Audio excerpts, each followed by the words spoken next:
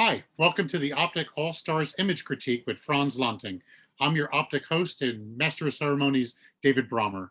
This is a very special critique session, as it will be unlike any other critique by offering Frans's take on how to improve images in post-production as well as aesthetic values. We are very fortunate to have Frans keynote at OPTIC All-Stars and also offer this critique. Frans will critique 30 images at 2 minutes each, and allow me to introduce to you Frans Lanting. Frans Lanting has been hailed as one of the great photographers of our time. His influential work appears in books, magazines, and exhibitions around the world. Born in Rotterdam, the Netherlands, he earned a master's degree in economics, then moved to the United States to study environmental planning. Soon after, he began photographing the natural world and never looked back. For 3 decades, he has documented wildlife from the Amazon to the Antarctica to promote understanding about the Earth and its natural history through images that convey a passion for nature and a sense of wonder and concern about our living planet. Frans Lanting has set the standards for a whole generation of wildlife photographers, according to BBC. Mr. Lanting's photographs take creatures that have become ordinary and transform them into haunting new visions, writes acclaimed field biologist Dr. George Schaller in the New York Times. As a chronicler of natural history today, Frans Lanting is a singular, extraordinary talent, says Thomas Kennedy, former director of photography at National Geographic. He has the mind of a scientist, the heart of a hunter, and the eyes of a poet. Lanting's work has been commissioned frequently by National Geographic, where he served as photographer in residence. His assignments have ranged from a first look at fabled bonobos of the Congo to a circumnavigation by sailboat of South Georgia Island to the subantarctic. In a remote part of the Amazon basin, he spent weeks on platform towers to obtain rare tree canopy views of wild macaws. He's lived for months with seabirds on isolated atolls in the Pacific Ocean, tracked lions through the African night, and camped among giant tortoises inside a volcano in the Galapagos. And this powerhouse of a photographer is going to look at 30 of your images and offer his expertise. This crit session is going to be recorded and offered on the OPTIC All-Stars page when the conference is launched November 22nd. The subject of this critique is wildlife. We are offering a second critique next week focusing on landscape. On behalf of B&H Photo and the OPTIC All-Stars Platinum and Gold sponsors, Nikon, Canon, Sony, and Luxley, we thank Frans and his staff, Talia and Ross, for offering this rare all-star critique. During the crit session, you may submit questions to our moderator, Max Sirota, to address to Frans. Without further ado, I give you Frans Lanting to begin the crit session. Thank you, Frans. Thank you, David. It's a pleasure to join you from our home base in Santa Cruz, California, where it's sunny at the moment. It's getting a little chilly, and I look forward to looking at these images and give you my feedback, and hope that it'll be of some value to you. So we do this all the time here in the studio, where Talia and Ross help me with all the work that happens inside the studio after we return from the field. We use Adobe Lightroom. That is really the key tool for all of us. And we're going to show you in the course of this image review how we can make quick adjustments. Hello? There's a little bit of interference there. So I'll just carry on. I'm going to share with you how I respond to the images, but also how I work with Ross, our asset manager, on making quick improvements through cropping, black and white conversions, and a couple of other things that we can do in a matter of minutes. And you'll be amazed how quickly you go from an image that looks ordinary to something that can look a lot more like a final image. So without further ado, why don't we jump into it? Okay, Ross, come and join me here for a minute and say hi to everyone. Hi, everyone.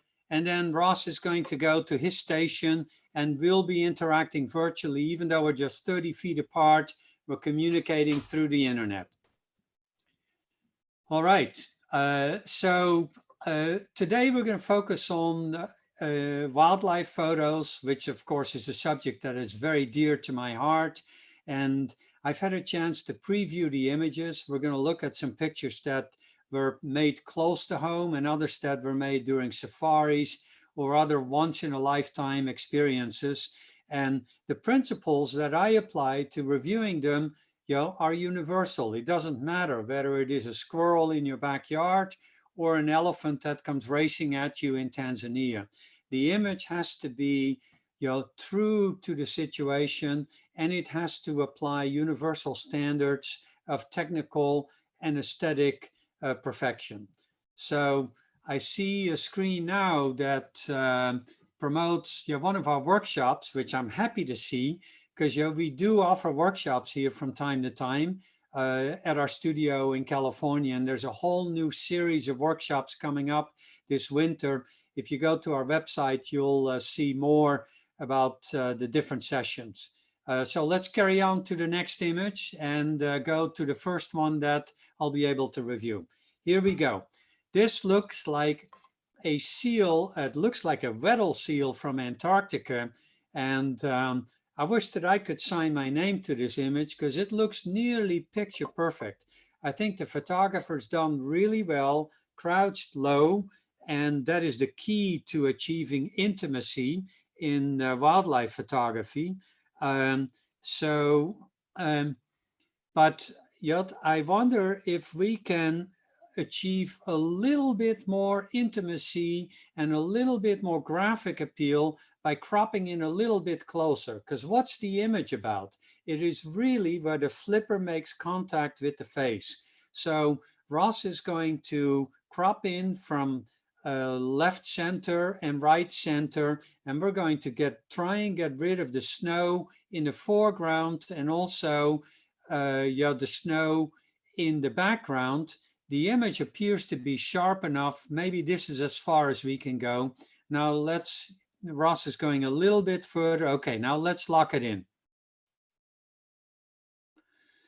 I would probably move it a little bit more to the left, but this I think is graphically a lot more interesting than what we looked at initially. There's really no essential information lost, and now this is looking really gorgeous. The next thing that I could experiment with, if it were my image, is see if a black and white conversion would make it more interesting. But let's leave that alone for now, although Ross has already quickly applied it.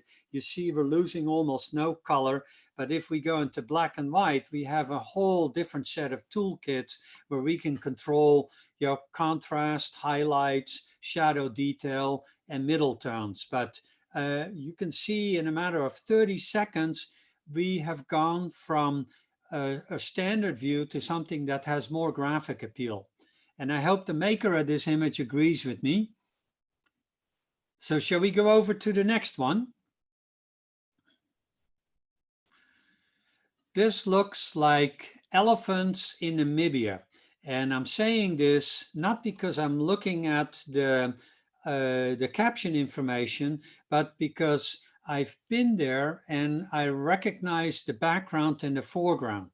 And of course, there's elephants all over Africa, but elephants in Namibia are something else. They're desert elephants. Now, I always ask myself, what makes the image interesting and how can we capitalize on that and make the image even better as a final version?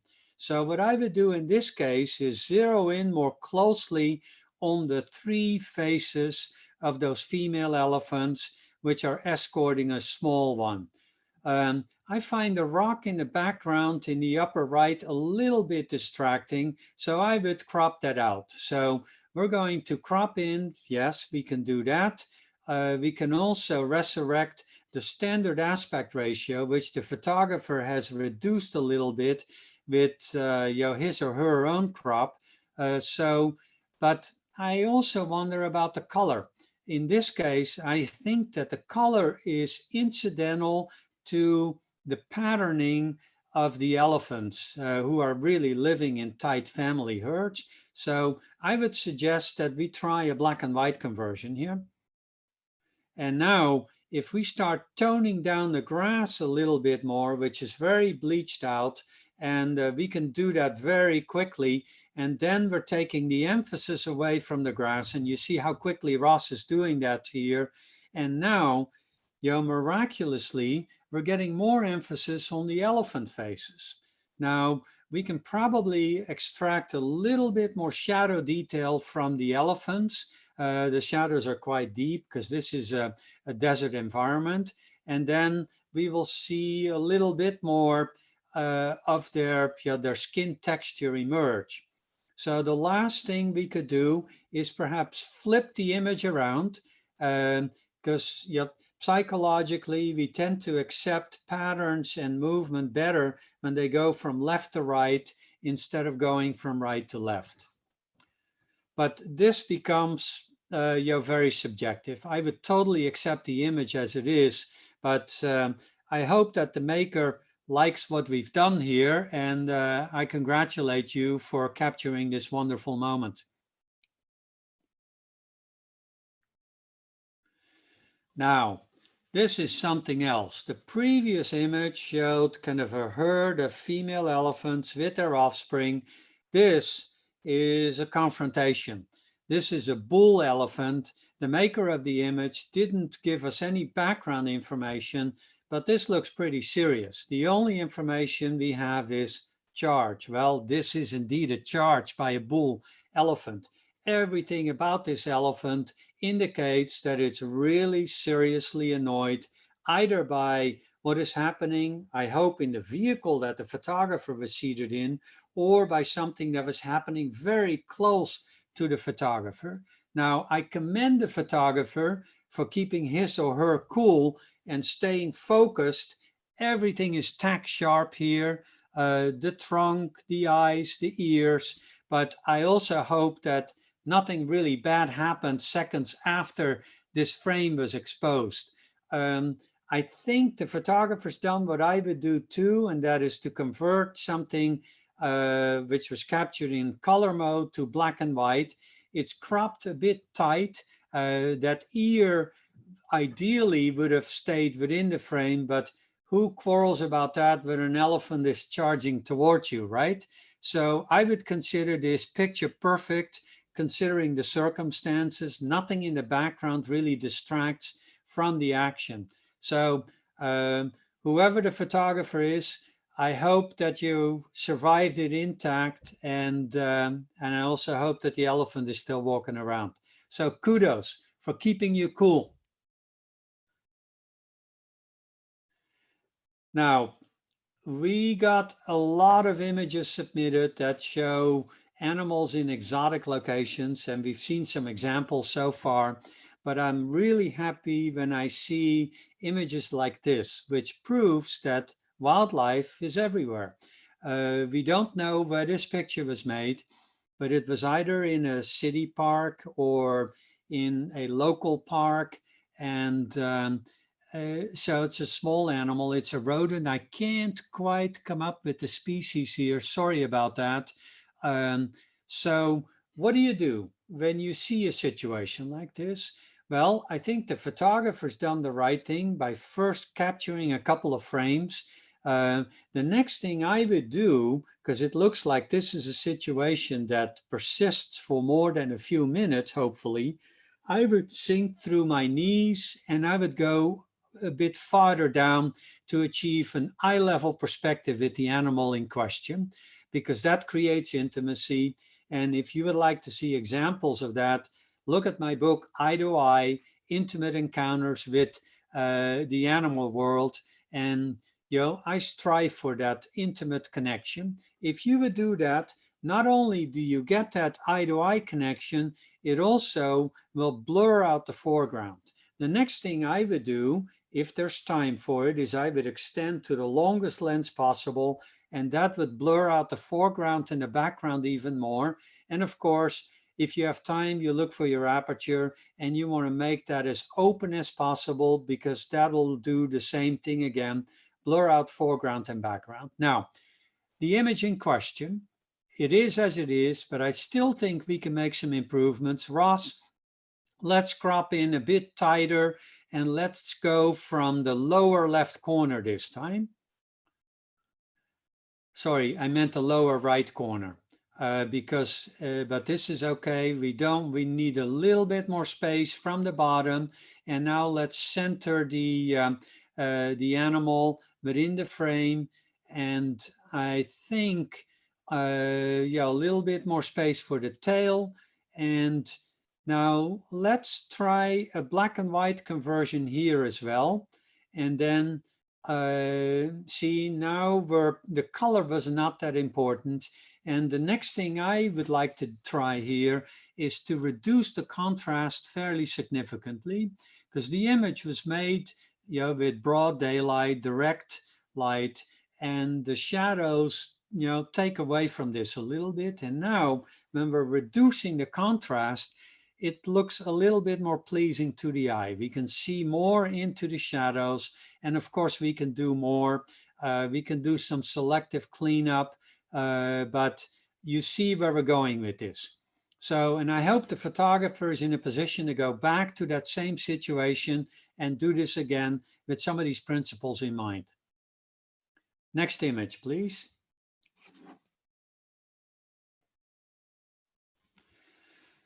This is lovely. This is a loon somewhere on a lake in the upper Midwest, I imagine. These are absolutely gorgeous birds, and the photographer did really well to capture that male loon as it's, you know, floating across this lake. It looks like it's made with a long lens. The foreground is beautifully blurred. The background is beautifully blurred. We don't know the settings, but it looks like the aperture is pretty much wide open. What I would do here is, after I compliment the maker, is I would do two things. I would tone down that intense white on the chest of the loon a little bit. And we can do that really quickly, because instead of letting the eye go towards the chest, I would like to draw a little bit more attention to the face and to, you know, that lovely speckled pattern on the back of the loon. So Ross has maybe gone a little bit too far, because now the white is turning into gray. And of course, it does need to stay believable. It does need to match the white on the back of the loon. So we back off from it a little bit, but you see where this is going. Now, the next thing I would do, I already mentioned it for the previous image, is I would consider flipping this from the loon going to the left to the loon going to the right. And now I would probably crop in, let's go from the left to the right, crop it in just a touch from the lower left, so that we center the loon a little bit more within the frame, and we're getting a little bit closer. Okay, now let's lock it in. Gorgeous. Image appears quite sharp, so I would be very happy to have an image like this in our library. Wow.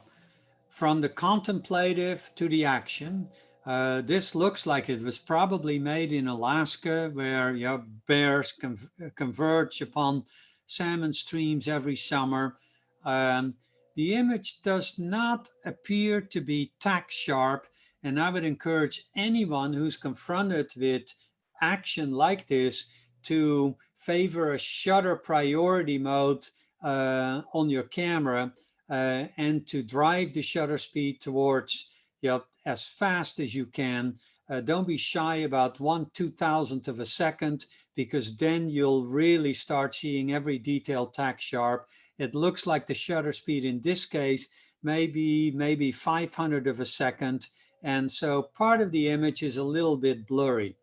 However, even while it's blurry, it's still quite interesting, and I would like to get a little bit closer to the action, because it's all about where the bear makes contact with that salmon. So what if we try a vertical crop in this image, because, you know, the water on the right side and on the left side, really, it doesn't really add to the image.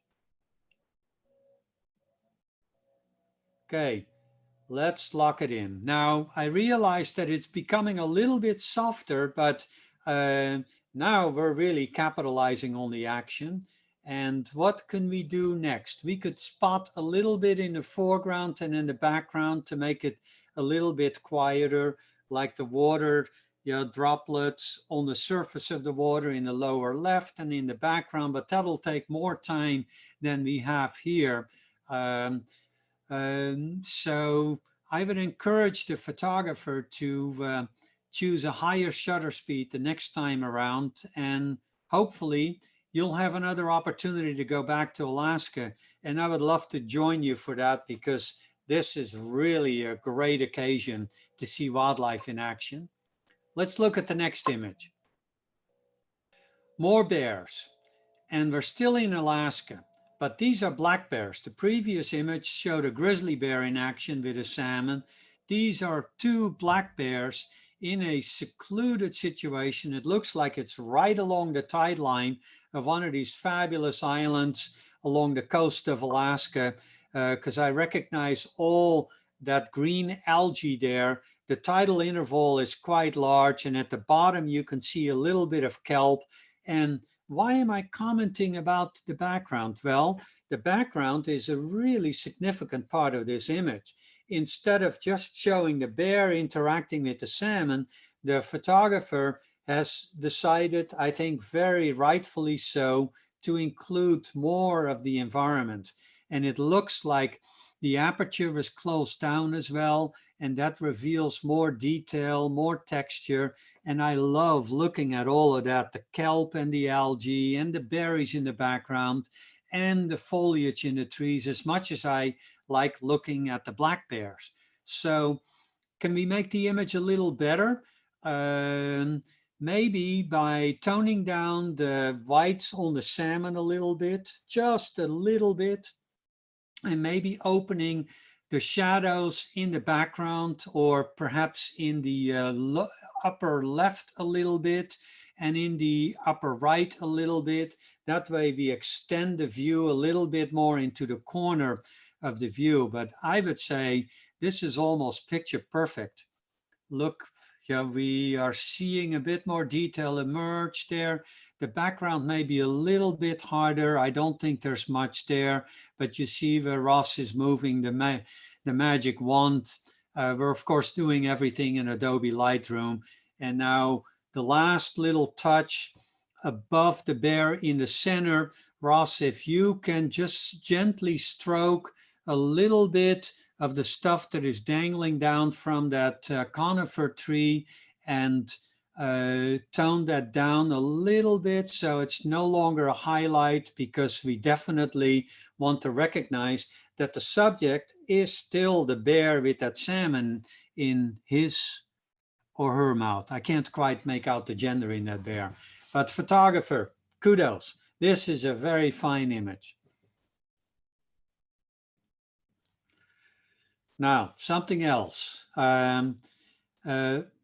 Action in the African savanna. A mating scene with a male lion on top of a female.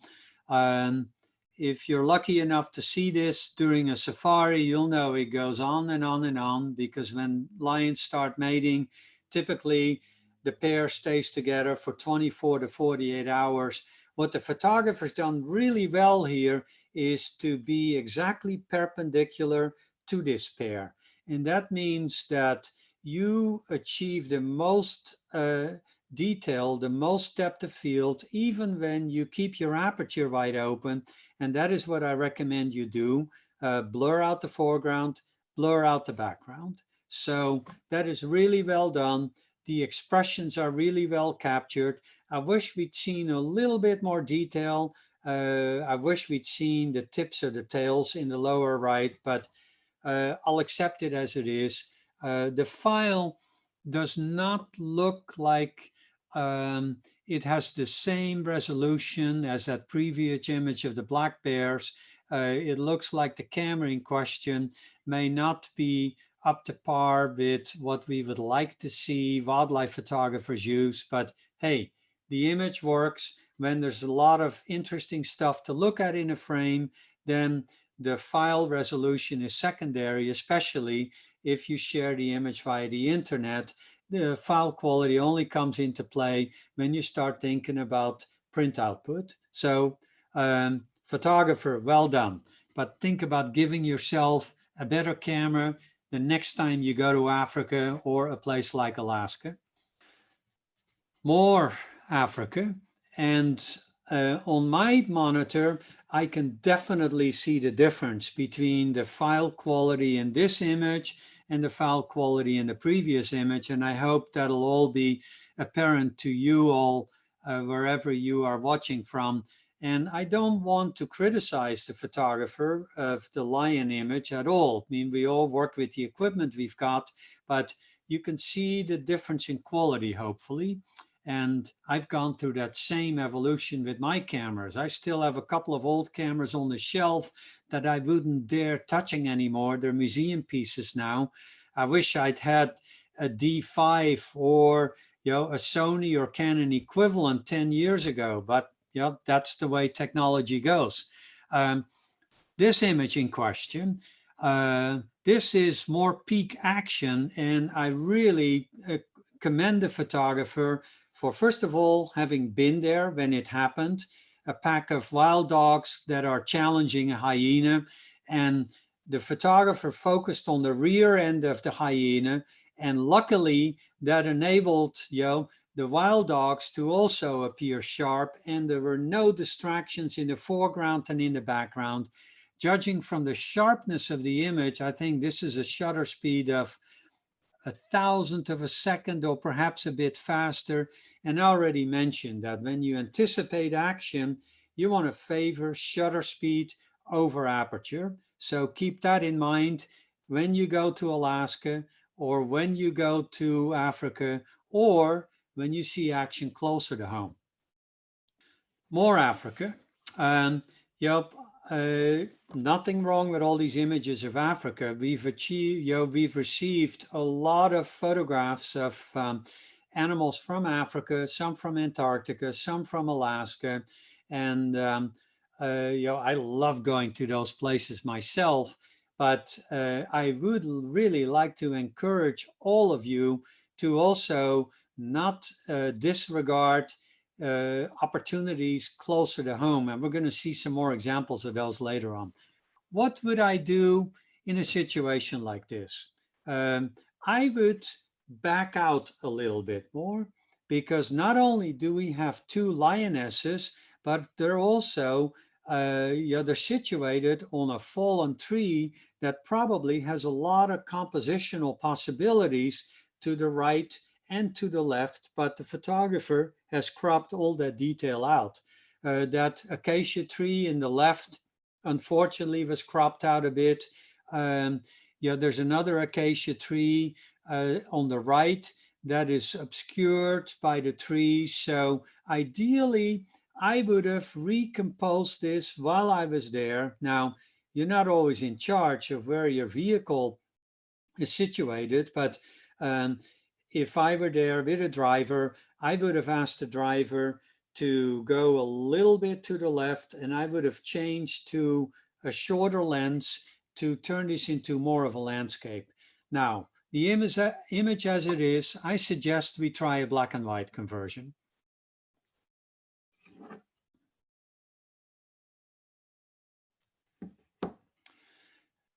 There's not a lot happening color-wise in this image, so I don't think we've lost a lot. And now we can do a little bit more with the sky. We can apply a graduated ND filter from the top, and that'll create a little bit more interesting detail in the clouds there. And you see how quickly we can do that. And then I would open up a little bit more detail at the bottom, which can also be done with a grad ND filter in Lightroom. And now look, see what happens here. Then I would bring up the bottom. Now, I think that little touch of white, I'm a stickler for these little details, that little bit of white in the lower right, I would just stroke that and make it black. And then I think we've done some quick adjustments that make the image, at least in my opinion, a bit more interesting to look at. Let's take a look at the next one. Wow. I love looking at this. This is a hummingbird that is coming to stick its tongue into a flower where it's sucking up the nectar, and it looks like the photographer was using a shutter speed, maybe 500 to 1,000th of a second.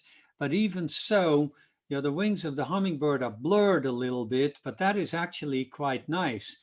The photographer used a wide open aperture, really well done, and it looks like he or she was shooting through a foreground that created a little bit of a blur that is actually very nice and complementary to the background. So this is nearly picture perfect because the flower is within the depth of field, as is the hummingbird. Now, this doesn't happen automatically. You really have to study where the birds like to come to, and then you pick a position, and then you wait for the hummingbirds to come back because they're very habitual. So when you do work with birds close to home, or if you do this in a place like Texas where there's a lot of hummingbirds, you really have to make a commitment to the location, to the micro location, and then set up, work out all your technical details, and then you let the birds fly into your frame. Now, it may take a little bit, but then you'll get results like this. To chase after hummingbirds, forget about it. They're much faster than you are. You can't adjust fast enough to what a hummingbird wants to do next. So photographer, really well done. I love looking at this image. Wow. Back to Africa one more time. Now, this is a compelling portrait. This is a cheetah who had just secured in bringing down an animal, and it is gorging itself on a meal of meat and blood. And you can see that cheetah is not quite happy. The eyes are wide open, and I can tell from the body language and from the ears that cheetah wished that whatever it's looking at was not as close to it as it would like to be. So it's probably just a split second, but I really pay attention to the body language of the animals I'm working with. And you have to be really careful. First of all, you have to be respectful of their privacy. And secondly, you have to be protective of your own safety and the people you are with. Now, I'm not suggesting something was done wrong here. I'm just responding to the intensity of the stare of the cheetah. So photographer, really well done. Now, if the image is all about the stare of the cheetah, I would say, let's capitalize on that a bit more. Let's take it from almost a square crop into a vertical. So Ross, let's take out the left part of the image. Bring it in from center left and go all the way until we just are capitalizing on that face. Okay, now we are restoring almost the aspect ratio of a 35 millimeter camera, and I think this is even more intense than what we were looking at when we looked at the initial crop that the photographer had achieved. So well done, photographer. That was an intense image we just looked at. This is very different. And this is birds within a landscape. And in the initial submission request, we encouraged photographers to send us not just action shots, but also animals within their environment. And this is a really good example. I'm really happy to see this image because it gives us a much better sense of the environment that every animal is dependent on. What I would do if it were my image, I would tone down the details in the background a little bit so that they become a little bit more subdued. The highlights of the homes halfway up that hill, we don't want to clone them out completely. We just want to darken them a little bit. We recognize that they're there. We just don't want them to be the highlights that our eyes gravitate towards us. And we do that kind of very subtly. And then we stroke the other structures right there at the waterline. And we may be able to do a little bit more, but you can see how quickly we can do those adjustments. And as I mentioned before, this is what we do all the time here in the studio. We do cosmetic cleanup. post-production is an integral part of the photographic process these days. And Adobe Lightroom gives us all these amazing tools, which I've mastered over the years. And we share those skills during our workshops here in the studio. And sometime soon this winter, we're going to offer one of our virtual classes. So you don't even have to travel to California. You can join us via Zoom, no matter where you are in the world. And in the course of a weekend, we'll share all our skills and all our tricks and techniques with you to make your images look better as well. So now Ross is done with his work. Is there anything else that we could do here? I would go perhaps a little bit further with toning down details in the background so that we achieve even more emphasis on the cormorants that are sitting there on that rock in the water.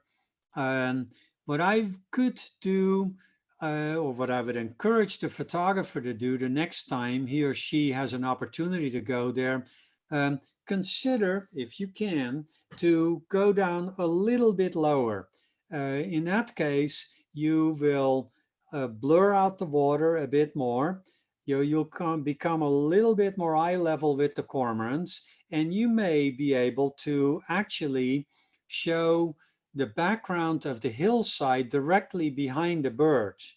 And that would turn the image into something a little bit more graphic. So I hope you're in a situation to go back there, because these birds do the same thing over and over again, and they clearly like where they are.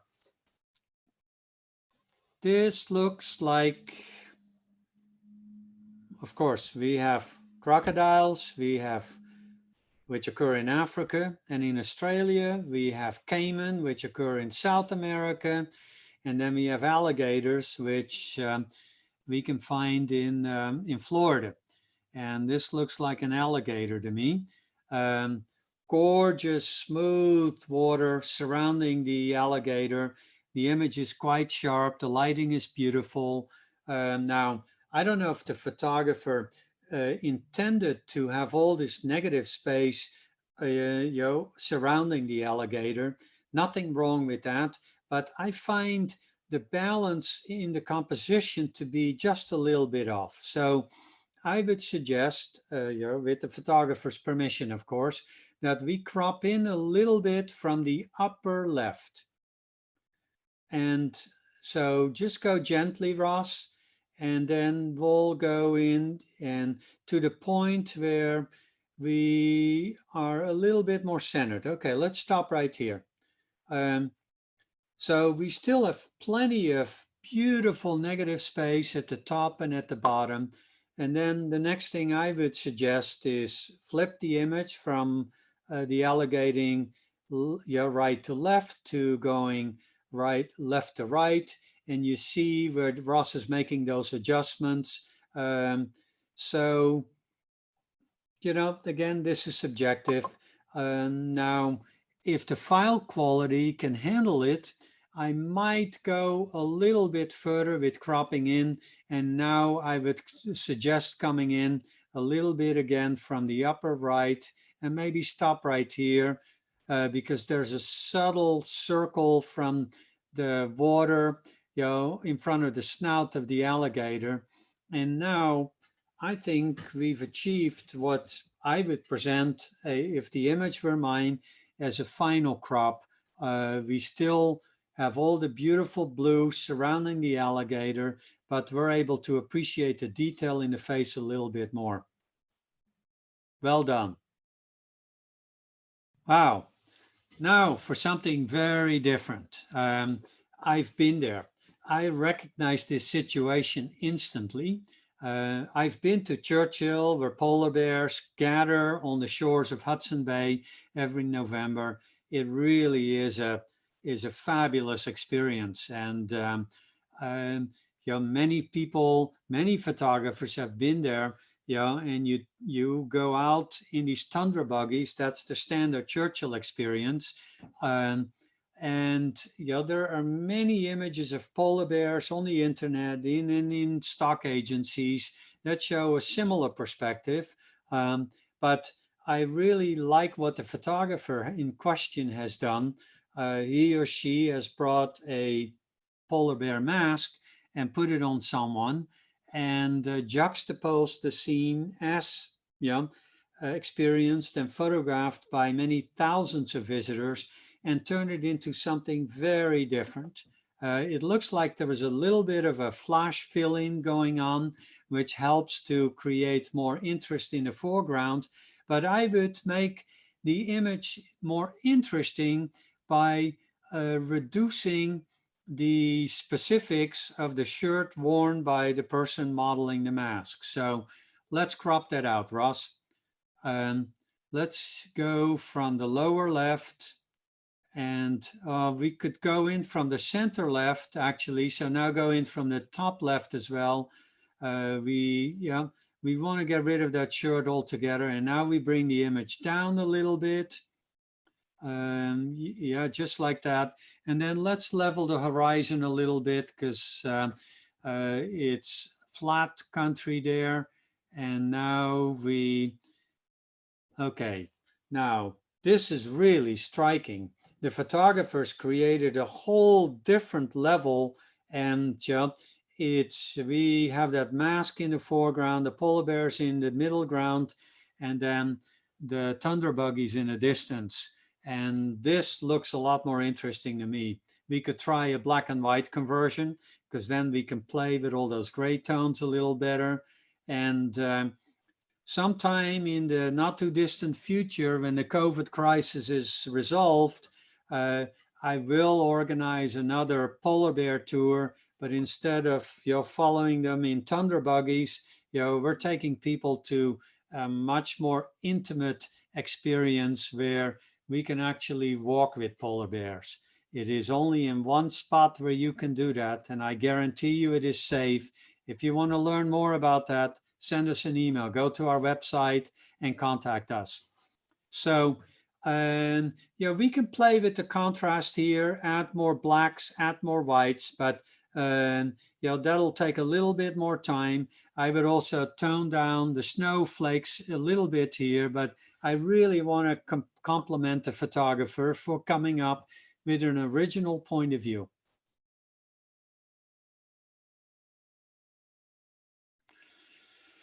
Now, this is an interesting situation. A pelican next to a gull on what appears to be a boardwalk, a jetty that is probably somewhere in Florida or on the Gulf Coast, because I recognize the looks of that pelican. And it's a great situation. You can see that the pelican is used to being there. It's not afraid. But unfortunately, the photographer reacted too fast. Or maybe it was just a split moment, in which case this is all you can do. But I suggest that if the photographer had time, or if you can go back there, that you want to go a little bit more to the left, and you want to get in front of the pelican and the gull, and you want to show them side by side, and then you can really achieve a much more interesting image. Because as it is, we really don't want to see that sailboat in the background. We don't want to see that other boardwalk, and we want to create separation between the pelican and those posts that are right now merged with them. So we've all been in that situation. You see something that's exciting, sure, capture that initial frame, and then start thinking more deliberately about your compositions, and then really go to work and refine your image. So please go do it again, and then send me the image afterwards, and I'll see how much further you've been able to get with the same situation. This looks really interesting. Gosh, I recognize those birds. They're in the, which family are they in? I draw a blank on the name right now. But it's obviously, it's three young birds and they're huddled close together. Now, what's the image about? It is, of course, about these birds with their crests and their, their expressions. But the foreground really takes away from, getting in close with them. So it looks like there's some sharpness in the file. So Ross, let's see if we can get rid of that entire foreground and just get close to where we want to be with those birds. Let's get in close and intimate. There you go. And now let's lock in that perspective. This is what I meant during my introduction when I said how quickly you can go from an ordinary photographer to something that is a lot more compelling. This has got graphic appeal. This has got an interesting repetition. This is how we want to perceive those birds. Now, there's some technical issues here. The image is not tack sharp. The depth of field ideally should have been improved a little bit, but at least we've got something that is interesting to look at.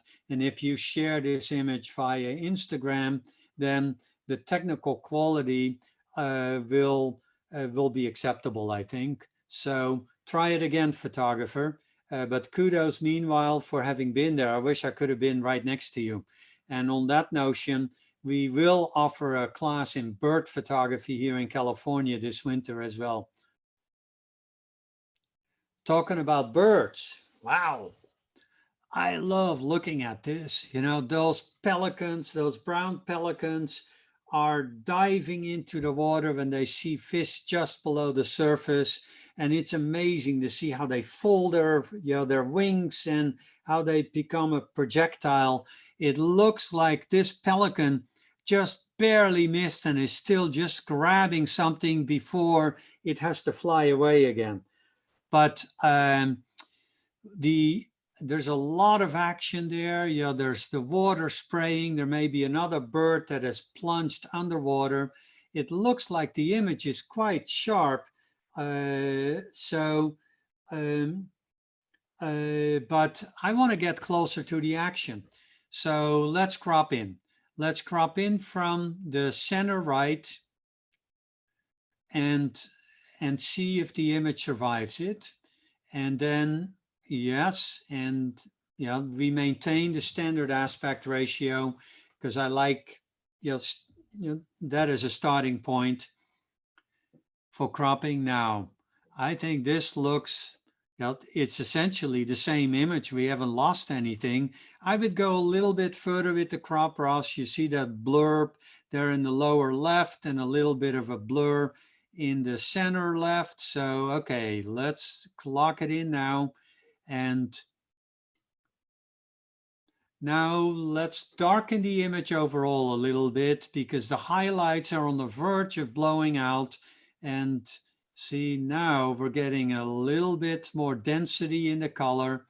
And now if we lighten the shadows a little bit on the bird selectively, no, we don't even need to do that. It's good enough as it is. I think this improves the image quite significantly. And kudos to the photographer for having been there with the right shutter speed, because this is clearly faster than 1,000th of a second. Wow, another great image. So a bald eagle in flight, and so picture perfect, perfectly framed, perfectly exposed. So I don't have anything to add to it. And you know by now that it's rare for me not to try to fiddle with an image. I would say perfectly seen, perfectly executed. Well done. This looks like a guanaco in Tierra del Fuego. Nice and sharp. I'm looking at the rocks in the foreground. It looks like it's been processed quite nicely. I would maybe darken it a little bit to get a little bit more density out of the file. I think background can stand that.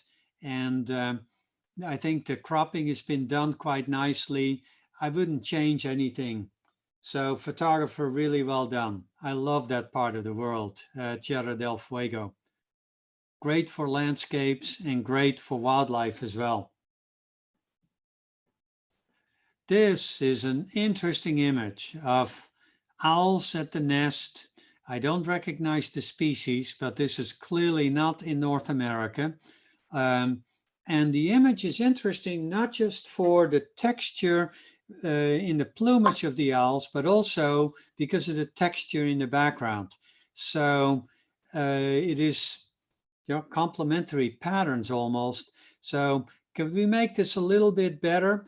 I would tone down the highlights in the plumage of the owls a little bit, and I would maybe bring out a little bit more shadow detail in the extreme lower right, because there's a black hole there.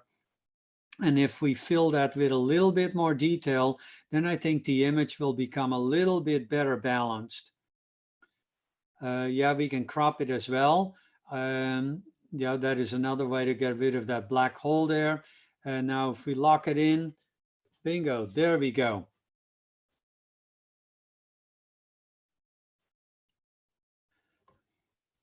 Well done.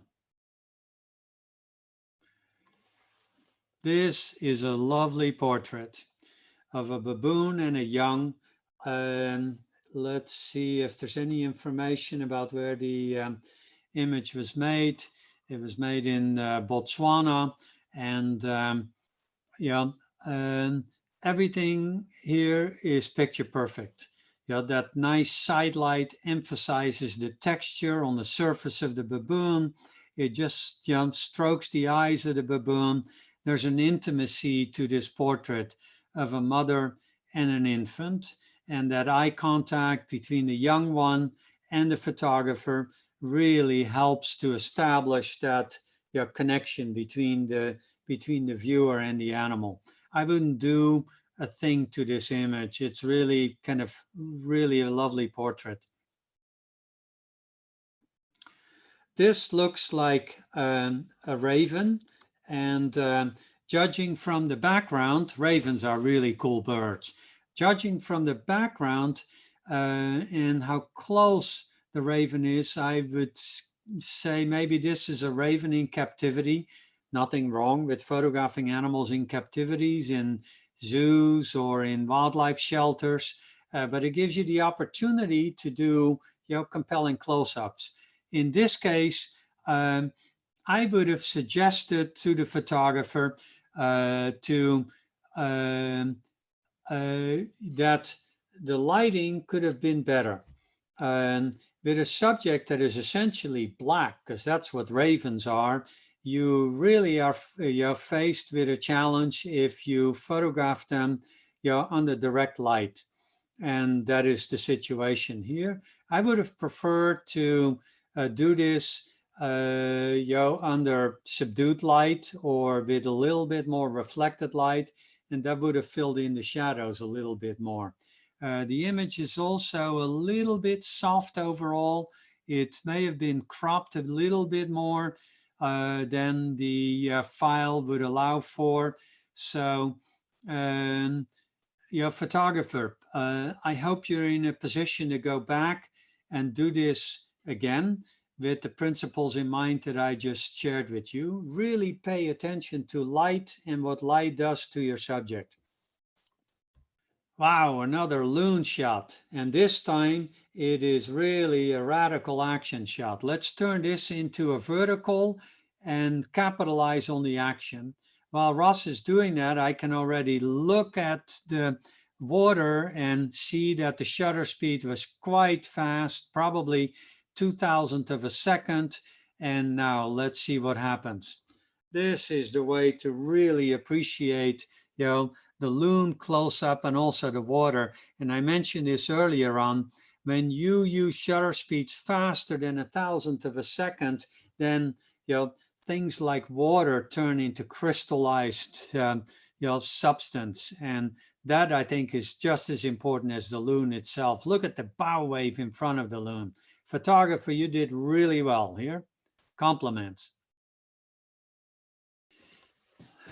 This looks like a humpback whale, and I would suggest when I look at this image that there's a very strong horizontal line. This looks like somewhere in Alaska, that we consider turning this into a panoramic image. Ross, let's close it down from the bottom and from the top, because it's all about, you know, that fluke that is about to go under, and yeah, something like this. Now we're where we want to be. I don't think we've lost anything essential. Now, of course, yeah, we can flip this from left to right. And yeah, I don't know how you feel about that, photographer, but that is what I would do. And then I would try to achieve a little bit more detail in the water that comes off, you know, the fluke of the whale. See, that's all possible. Let's go to the next one.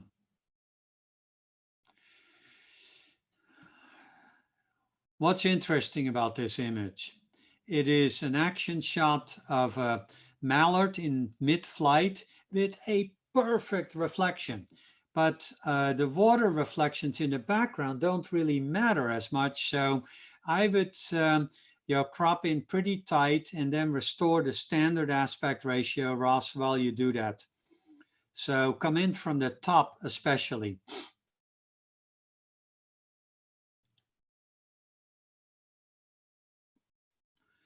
Okay, yes, and now come in from the bottom and then extend the image to the right, maybe just a hair.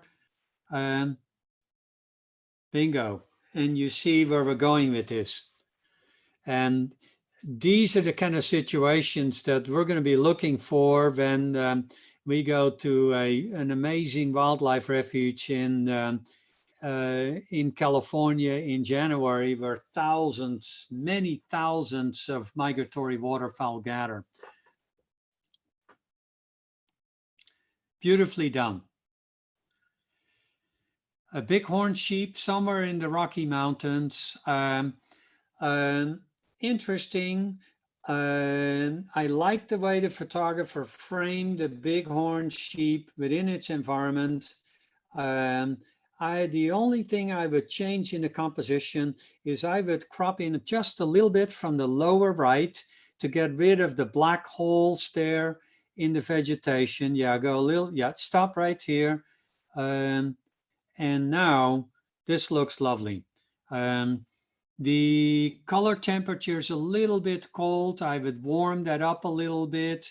I would bring up a little bit more shadow details so we can see a bit more into the rocks. But nice portrait of that bighorn sheep.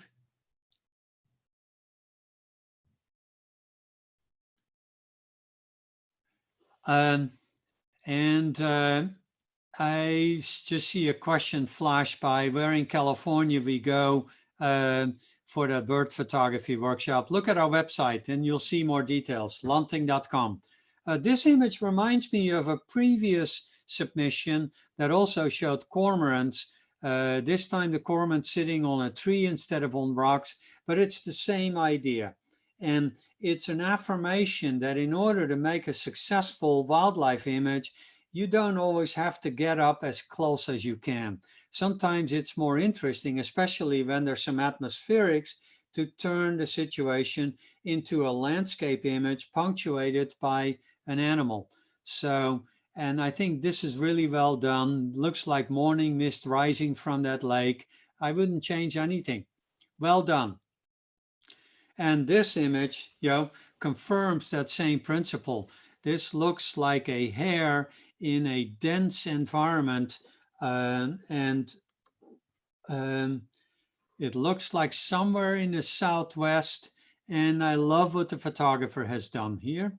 Yeah, it looks like a fairly long lens. It looks like the aperture's been closed down, and that is why we're seeing so much detail in front of the animal and behind the animal. And by tucking in that hair in the lower left part of the screen, the rest of the image is there and our eyes can wander around in that lovely vegetation. I really like this image. Well done. And this is the last image that we're sharing with everyone here. I don't know whether it was a sunrise or a sunset, but it seems appropriate to end with an image that shows birds at the beginning or at the end of the day. And just like the previous image, this is as much a landscape image as it is about birds in question. And I like the way the body language of the three ducks on that snag are all pointing towards that other duck that is kind of just flapping its wings. So there's an implied interaction between these four birds, and that ties everything together. And then meanwhile, we have all these pleasing shapes to look at, the bending curves. And of course, the light is picture perfect. The shutter speed is right there, and there's no distraction. So this is what we're aiming for, right? An image that has got interesting color, interesting composition, and animals doing something that shows them interacting with each other and not responding to the way we are approaching them. And that seems to me like a very nice note to end this image review on. So I thank you all for joining, no matter where you are. And I hope you'll join me for the next image review and for my keynote and for all the other presentations during this B&H OPTIC series of workshops online. Thank you all. Thank you so much, Frans. That was an amazing critique. Wow. I've had the honor of doing many critiques, but that one was truly, that was the most comprehensive and the best. You're a master. And thank you to Ross, your team, for running along with it as well. It's been really lovely. We got some really good feedback in the chat. It's really an honor. And I just want to say you're welcome to everyone who threw kudos and comments out to us. Yeah, it's our jobs, but what an awesome job we have to be able to work with such great people and help out the planet with our images. Frans, I got a couple of questions for you. Sure. So let me just make sure what I got here, some open questions. And okay, this is from Hilke Buke. Says, what kind of aperture would you recommend in an action shot to keep multiple animals focused and sharp, like the wild dog hyena shot? Oi, it's you're juggling things, right? And when it comes to action, as I mentioned, you want to first of all make sure that your shutter speed is appropriate. So in the case of the wild dogs and the hyenas, when there's chaotic action, I would go to at least 1,000th of a second. And then if there's enough light, I would close down the aperture. And of course, your ISO is the floater in that case. You can achieve a faster shutter speed and achieve more depth of field by increasing your ISO. You know, Frans, I was first introduced to you back in the day of film photography when you really weren't, your chromes, you weren't shooting over, like maybe using 200 ISO Kodachrome would probably be some of the fastest. Variable ISOs are like amazing these days, being able to, it's like having many rolls of film in your camera at once. Yeah. Like cheating. Okay, this is from Kelly. A lot of great crops often leave things very centered. Is that more acceptable in wildlife? I usually go a bit more off center. That's a really fair question. And with apologies to the photographers and the viewers, we had to go really fast. And my initial responses may be a little bit too fast. And when I have a chance to reflect a little bit more, typically, the compositions in the, as dictated by the crops become a little bit more subtle. Yes, that's a totally fair comment. In general, the compositions become a little bit more dynamic when the animals aren't dead center, unless, of course, you're looking at portraits. So sticking with the theme of cropping, this is from William. So what is considered sufficient resolution and a camera for these images? You know, that's a really good question. And, you know, there is no magic answer to that. I responded to the files that we were given.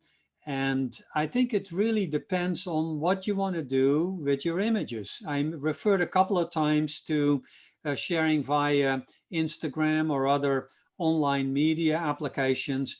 And then it is far less important, what your file size is than if you consider printing your image. So there is no magic solution. But during our workshops here, when we get hands-on, we really take a more critical look and we help people navigate towards what we think is an optical application of their cameras, depending on what the photographers want to do with their photographs. So I think you answered David Smock's question as well with that. He said, what does it mean exactly when you say the file quality can or can't handle a certain amount of crop? I'm just responding, David, to what I'm seeing here on my screen. And of course, everybody's monitor behaves a little bit differently. And many of the images that we looked at have been processed. So the sophistication of the image processing is also part of it. So these are quick comments, and I hope that I didn't offend anyone by my comments, because you work with the camera you got, you work with the situation you're into, but in some cases, I would suggest to the photographer to go back to the source file and take a more critical look and maybe back off from the crop a little bit, or better still, go back to the situation and do it better. So great advice. This question from Mr. Fry also falls into the category you've answered, but I want to just add to his question. He says, do you think crop sensor camera can give adequate resolution? And I would like to add this question to you, Frans, is that on a crop camera that gives you sort of an imaginary extra focal length, how does that relate to your work as opposed to a full frame sensor versus say a 1.5 or a 1.6? Well, there's no such thing as a free lunch, David? Unless you treat me to lunch. Pastrami sandwiches when you're back in New York. It's with those crop sensors, what you gain on the telephoto end, you give up on the wide angles end, right? Mm-hmm. So that's what I mean. There is no free lunch. So you need to look very critically at what matters to you the most. Are you primarily a wildlife photographer? Do you want to get really close to your subjects, or are you primarily a landscape photographer? And how important is image quality to you? And then you think of your applications. I really don't want to drive everyone to invest in a very expensive camera. It all depends on what your goals as a photographer are. Would you think it would be safe to say, if you were more of a landscape photographer, then the full frame sensor, or like the Fuji GFX cameras having a very large sensor, would really benefit you more for the landscapist versus the wildlifer? Yeah, I think that's a fair guideline, because typically with landscapes, we're striving for capturing more detail, whereas with wildlife, it's really more about the interaction and capturing the action as it unfolds in front of us. Okay, so there's a bunch of other questions. We're kind of going into a bit of overtime now, but one of them that comes up is can I watch this recording? And yes, this is or watch this crit again. Yes, the full crit is being edited by our production man, Fred. Fred is editing it, and both of the crit sessions, this one and next week's crit session, will be available for a download and for you to watch at your own convenience on November 22nd on the main OPTIC All-Star webpage. So the crits will be available for downloading later on. A couple of other questions, they talk about cleaning the sensor, things like this. These are perhaps we can have Max can just answer a couple of those. But Frans, we want to thank you very much for your time, your thoughtful critique. It's been a lovely road with you building out Optic All Stars, and really look forward to next week. Same Franz time, same Franz channel. It's going to be landscapes. Please submit your images into our, follow the instructions on our crit, submit the images in. We do a little bit of an edit on those images, then we send them off to Franz, and Franz does a lovely job of critiquing your images. So want to thank everyone who tuned in today. Want to thank the staff out at Frans Lanting Studio, thank our staff, Max and Fred, and mostly thank the master, the legend, Frans Lanting. All right. Thank you, David, and your team.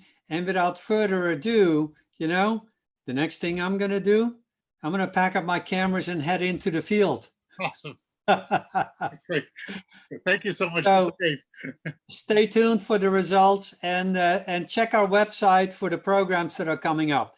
I hope to see some of you for one of our online workshops soon. Bye-bye. Bye-bye. Thank you. Thank you, Franz. Thanks, everybody. Catch you next week. Yeah.